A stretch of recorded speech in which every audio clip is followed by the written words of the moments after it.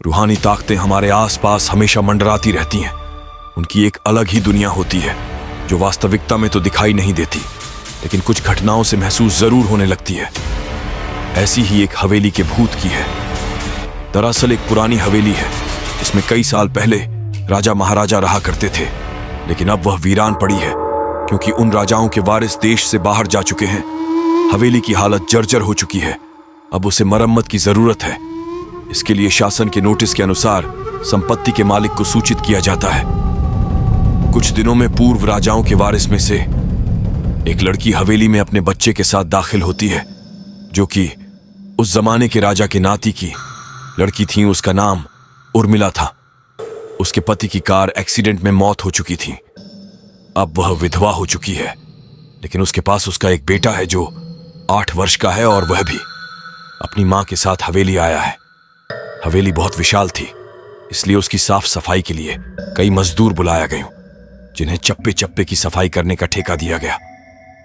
किसी को नहीं पता कि हवेली के कोने कोने में कितने खूनी रहस्य छुपे हुए हैं। उर्मिला के आने के बाद हवेली की हवा रूहानी होने लगती है। ऐसा लग रहा था मानो कोई वर्षों से इंतजार कर रहा था इस हवेली के वारिस का। एक रात उर्मिला अपने कमरे में अपने बच्चे के साथ सो रही होती है। अचानक उसकी खिड़की से एक पक्षी टकराकर मर जाता है।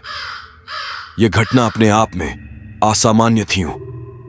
पक्षी टकराते ही उर्मिला की नींद खुल जाती है और जब वह लाइट जलाकर देखती है तो डर से चीखने लगती है, क्योंकि उस कमरे की खिड़की से एक पक्षी फंसा हुआ था और उसके शरीर से खून की बूंदें फर्श पर गिर रही थीं। नजारा इतना भयावह था कि वह अपने बच्चे को उठाना नहीं चाहती थी, लेकिन उर्मिला हिम्मत करके उस पक्षी को खिड़की से बाहर फेंक देती है। लेकिन इसके बाद उसे रात भर नींद नहीं आती और वह सुबह तक जागती रहती है। दरअसल वह जानना चाहती है कि यह किसी की शरारत तो नहीं। सुबह होते ही वह अपने यहाँ काम कर रहे मजदूरों से जाकर कहती है कि रात को मेरे कमरे की खिड़की पर कोई पक्षी आकर टकराया था और तुरंत मर गया। क्या तुम लोगों में से किसी ने यह हरकत की है?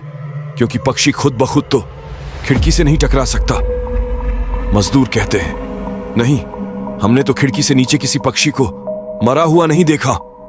हम तो अभी वहां से चले आ रहे हैं और जब सभी जाकर देखते हैं तो वहां वह पक्षी नहीं होता।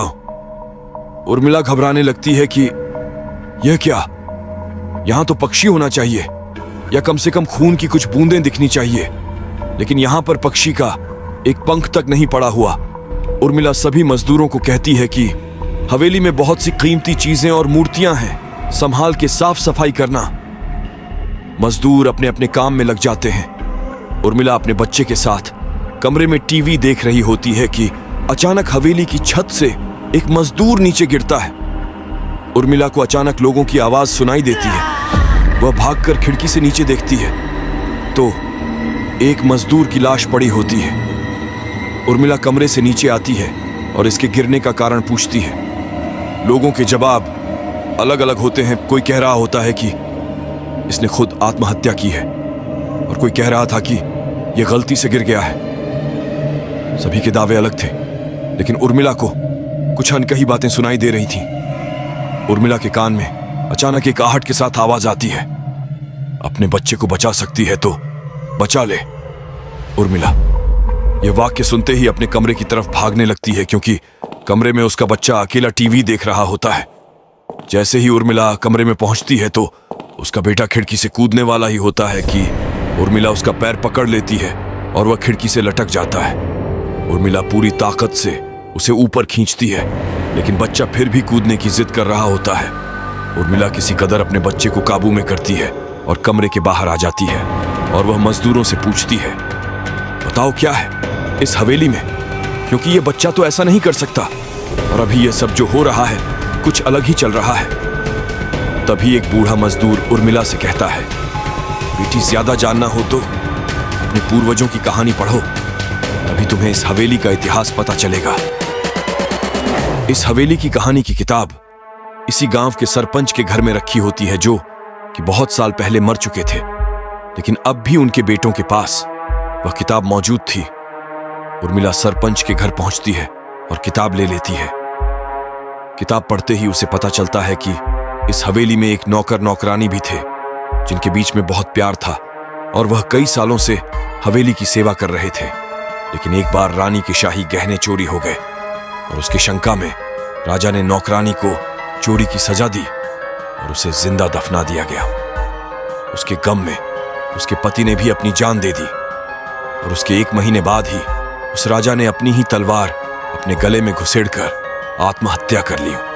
उसके बाद छोटे मोटे हादसे हवेली में होने लगे, जिस वजह से यह हवेली हमेशा के लिए बंद कर दी गई।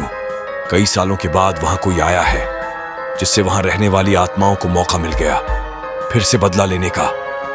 उर्मिला हवेली का रहस्य जानकर यहां से जाना चाहती है, क्योंकि उसे अपने बच्चे की चिंता है।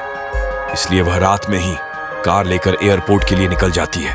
अचानक रास्ते में उसकी कार का एक्सीडेंट हो जाता है और कार पलटकर उल्टा हो जाती है, लेकिन दोनों को कोई नुकसान नहीं होता हो। उर्मिला अपने बच्चे को बाहर निकाल लेती है और सुनसान सड़क पर भागने लगती है। रास्ते में उसे एक कार आते दिखाई देती है और कार रोकने के लिए उर्मिला सड़क के बीच में खड़ी हो जाती है और अपनी मदद के लिए चिल्लाने लगती है।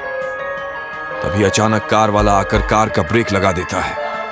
उर्मिला पास जाकर देखती है तो उसकी हिम्मत बढ़ जाती है, क्योंकि यह एक पुलिस ऑफिसर होता है। उर्मिला हड़बड़ाहट में उसे अपनी बात कहती है और रोने लगती है। पुलिस ऑफिसर उन्हें अपनी गाड़ी में बैठने को कहते हैं और रोड में जाने लगते हैं। रास्ते में एक बूढ़ा सड़क पर जा रहा होता है और इनकी कार के सामने आते ही रोड पर गिर जाता है। पुलिस ऑफिसर गाड़ी से उतरकर उस व्यक्ति को देखते हैं। बूढ़ा व्यक्ति बेहोश हो चुका था। पुलिस ऑफिसर उसे गोद में उठाकर अपनी गाड़ी में पीछे बैठा देता है और अस्पताल के लिए चलने लगते हैं। अचानक उस बूढ़े व्यक्ति का हाथ पीछे से पुलिस ऑफिसर की गर्दन तक पहुंच जाता है। पुलिस ऑफिसर छटपटाने लगते हैं और अचानक गाड़ी का ब्रेक लगा देते हैं। गाड़ी की स्पीड कम होने की वजह से कार वहीं खड़ी हो जाती है और ऑन ऑफिसर अपनी गन निकालकर बूढ़े की तरफ निशाना लगाकर गोली चला देता है। बूढ़े की सर में गोली लगने से भी उसकी जान नहीं जाती है। महिला और पुलिस ऑफिसर दोनों समझ चुके थे कि यह कोई भूत है।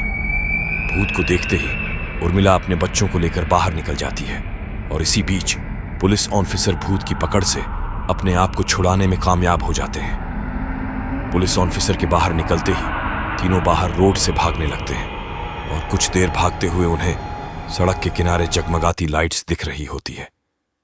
पुलिस ऑफिसर उर्मिला से कहते हैं कि मैडम, यह एयरपोर्ट है, जल्दी चलिए। उर्मिला अपने बच्चों को लेकर एयरपोर्ट के अंदर पहुंच जाती है।